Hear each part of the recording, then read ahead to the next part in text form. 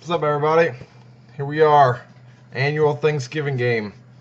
Obviously, if you're a Lions fan, you've been circling this one on your calendar for, 6 months now?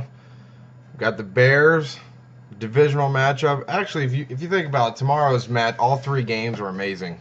You got Chicago at Detroit, then you got Philly at Dallas, and then the nightcap is Seattle at San Fran. Three divisional matchups. I can't think of a better group of games during Thanksgiving. This is awesome. But it starts with us. It starts with Detroit defending the Den against Chicago. We got to get it done. This is the biggest game so far. Obviously, it feels like that every week, but after losing 2 games in a row against the top teams, now we're playing a bottom third team. So we got to be able to take this one. It's got to be a clean sweep. We can't have a comeback at the end again. We got to be able to handle it from the beginning, take care of business, and then have some turkey.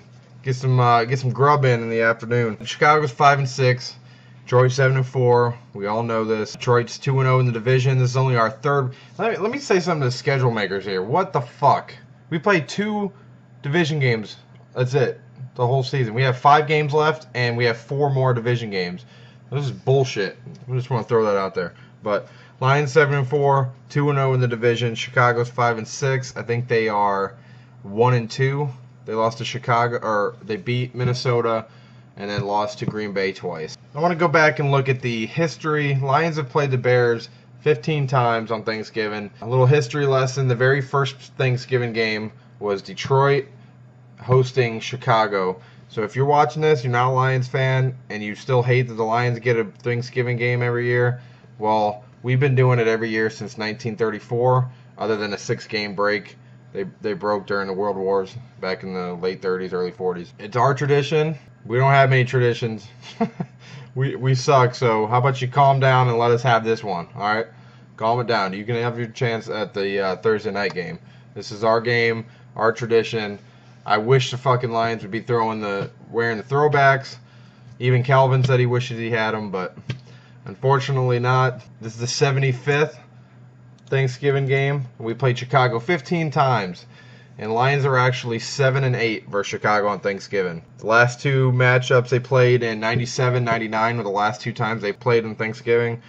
Lions won both of those ones, the last one being a 21-7 victory.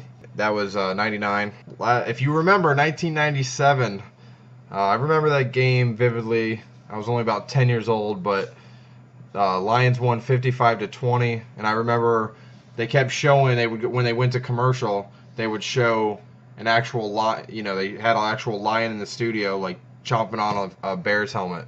I thought that was the coolest thing. I'll never forget that. That was awesome. One of those sports memories as a kid before I really started watching sports or watching the NFL. Oh, that was awesome. But back to tomorrow's game here. Chicago's coming off a 2-game win streak. I mean, after getting pummeled by the Patriots and then pummeled by the Packers, but they're coming into this one on a 2-game win streak after beating Minnesota and Tampa last week. And if you didn't see, they were down to Tampa 10-0 at the half and just came back and beat them 21-13. Tampa went for it on 4th down. I think they were around the 20-yard line, went for it and didn't get it. So that was a nail biter with the Buccaneers in the snow. So I can't get over, man. If we lose this game, we can't. I don't even want to entertain it. We can't lose this game. The Bears suck. If you're a Bears fan, I'm sorry. If you're a Bears fan, you're not doing very good. Especially for all the expectations going into this year. This was supposed to be the year. They were going to challenge the Packers and all this kind of stuff, and you've just been wretched. But, so they're kind of hot. They're feeling good. 2-game win streak. Even if it was lesser competition, they're still coming in with more confidence than Detroit, since Detroit just got plastered last week to the Patriots. And then the week before, losing the low-scoring 14-6 game against Arizona. So they're on a 2-game losing streak. Another part of the Bears thing, I mean, there's calls for Trestman to go. There's calls for Mel Tucker, the defensive coordinator, go. There's calls for Cutler to go, even though they just re-signed him to this massive deal. And for the Lions fans that don't like Stafford, guess what? Jay Cutler makes more money than Stafford does. So yeah, do that with what you will. Looking at stats here, let's look at something that's a little interesting here. Chicago is 30th in scoring defense by .2. They give up 27.5 points a game, and the bottom feeder of the league gives up 27.7. So they're bad on defense, and they're coming into Ford Field on 3 days rest. Again, I can't imagine they lose this game, but Detroit's first in scoring defense, giving up only 17.3. Even giving up 34 points against the Patriots, they're still first in scoring defense. Unfortunately, they dropped to third in total defense after being first pretty much all year. They're third now at they give up 303.8 yards per game, while Chicago is 21st, giving up 367.3 yards per game. Those are the two numbers. Obviously, I'm going to go over the matchup here about passing offense and stuff like that. That just goes to show you, Chicago's defense just gives up a shitload of yards and a shitload of points. And then look at their offense. Chicago's 20th in scoring offense. They score 21.5. So they average losing by 6 every game. Detroit has been an embarrassment on the offensive side. As we all know, they are 28th, or only scoring 17.9. I could do the math to see what that would be if you take out the 35-point scoring barrage the first game, but I'm pretty sure it drops down to under 17.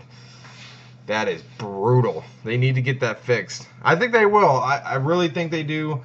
If you go back and look at the Baltimore's Super Bowl victory a couple years ago, they went into that season. I think they went 10, 12 games, and they were brutal, like really bad, like we are now on offense scoring. And they fired Cam Cameron, and then that's when Jim Caldwell took over. And remember, they got hot and won the Super Bowl. Why not us? You know, it could happen again. I mean, it's not like we don't have talent. It's one thing if we had, say we were like the Browns offense, and we had like Hoyer, you know, at quarterback, and when our best running back was, you know, Isaiah Crowell, a rookie, you know, no tight end really, because Jordan Cameron hasn't really done much. Porous offensive line. With the talent is there. The problem is the line doesn't give the talent enough time to do anything. But then again, that comes in with the offensive coordinator. Good offensive coordinator or defensive coordinator, coach, the best ones are able to mask their deficiencies. The Patriots, remember, if you look back at the first 3 games, when everyone was talking about Brady's this, Brady's that, he's not going to be any good, he's over the hill, he was getting hit like crazy. And then they figured it out. They were able to master deficiencies, like I said, and now look, he's back to being one of the best. So Lions, if they can get their offensive line figured out, which, you know, we'll see with Riley Reiff, he's questionable. Hopefully he can play, because if not, we're starting Cornelius Lucas again at left tackle, and we saw that experiment last week. But that offensive line needs to figure it out, because that offensive line is killing the entire fucking game. There's no run game because of the offensive line. Stafford has no time to throw because of the offensive line. So pin this on whatever you want. And it's not really, I shouldn't say it's all the offensive line's fault. Reiff is now hurt. Warford got hurt, so they're starting a rookie center at right guard. And then Waddle, I think last week was the first game that he started and finished. I'm pretty sure it was the first game that he played the entire game. I mean, I could go back and look, but I'm almost positive that was the first game he didn't get hurt. So hopefully that keeps up. We can't be starting. If he gets hurt again, we have to start Garrett Reynolds there. So the offensive line is taking a toll, which means Lombardi needs to come up with quick plays to get the ball out of Stafford's hands quick. Because if you know, or if you don't, Stafford's been sacked 33 times this year. That's second most next to Colin Kaepernick at 34. Get that figured out and things will go better. Looking at the matchup here, let's pull this up. Lions are 10th in pass yards. They get 252 pass yards per game. Chicago's pass defense is 28th. They give up 260 pass yards a game. Chicago's pass offense are 14th at 246. So just obviously slightly under the Lions. The Lions are 10th in pass defense. And that's a lot to do with this last game because they were 5th going into that game in pass defense. and Brady just fucking lit him up. So I think that number will get a little bit better. But they give up 233 yards a game. Rush yards, Lions are first, giving up only 70.7 yards per game on the ground, which is amazing. And then Chicago's run offense is 100.5, which is 20th in the league. So for Matt Forte being the, pretty much the catalyst of that entire offense, they're still 20th in the league. Lions are still 30th. Can't run the ball. Can't fucking run the ball. But I'm sure we're going to try tomorrow. They get 80.8 yards per game, and Chicago's rush defense is their strength at 106.8. They give up over 100 yards a game, so maybe this is a game we can finally get a 100-yard rusher. We do not have a 100-yard rusher, ladies and gentlemen. That is not good. Last week, or against Arizona, when Joique Bell ran for 85 yards, that is season high. He's rushing 3.5 per game. But if you take out the Arizona game where he was over 6, he's down to 3.2. So we have no running game, and that's really not him because he's making a lot of those yards after contact. He's getting hit at the line or behind the line on almost every play. And the times that he does have a hole, it's like a 15-yard gain. That's the matchup. Injuries, obviously Fairley and Warford are out. I still don't think either one comes back unless maybe week 17, as long as we're still in it. Otherwise, the playoffs, if we've clinched. That's what I think. Reggie Bush and Riley Reiff are questionable. I think Bush plays and Reiff doesn't. That's what I think. Hopefully that Reiff plays, but he hasn't practiced. He was a limited practice yesterday. So was Bush. Bush has been a limited practice for 2 weeks, and they said last week that he was targeting this week. So I think Bush plays. Hopefully we can get something from him. He's been non-existent all year. Hopefully we can get some screens to him, get him outside, some sweeps, stuff like that. But that's pretty much it. There's a bunch of guys that are probable, but pretty much no one ever doesn't make it if they're probable. The Bears, Lance Briggs, he is out. He obviously their best linebacker, even though he's about 86 years old. I think his birthday's tomorrow. I think he turns 87 tomorrow.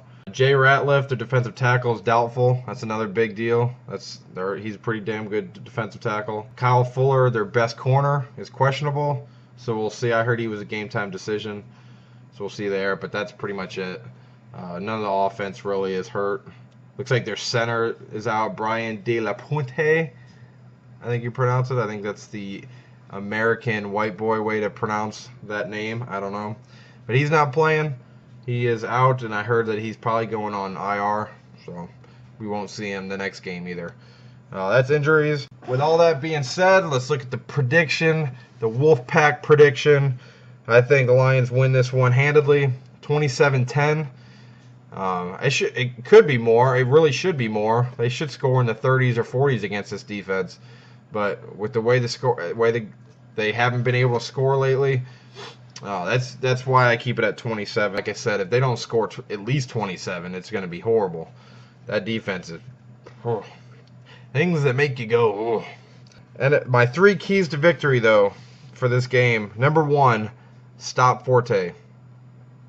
He is, like I said before, he's their catalyst. Everything runs through him, whether it's the screen game, whether it's sweeps, whether it's draws, anything like that. Everything goes through Forte. Even with those 2 guys on the outside, Marshall and Jeffrey and Cutler, their offense runs through Forte. So if we can bottle up Forte, I think we'll be fine, and I think we will. There hasn't been any running backs that have done anything against us.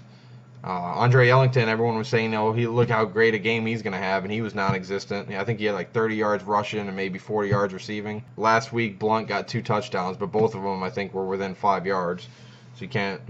And then most of his yardage came in the 4th quarter when the game was decided. Number 2, protect Stafford. That is the main thing here. If we can protect Stafford and give him time, give those receivers time to get open, and hopefully catch the ball, then it'll be huge. But if we don't, it could be another long day. Willie Young, as Lions fans remember, he's now with the Bears. He has 8 sacks already. I think he had 6 the first 4 years he was with the Lions. I was sad to see him go. I was a big Willie Young fan. The reel him up celebration he does when he scores touchdowns, I love it.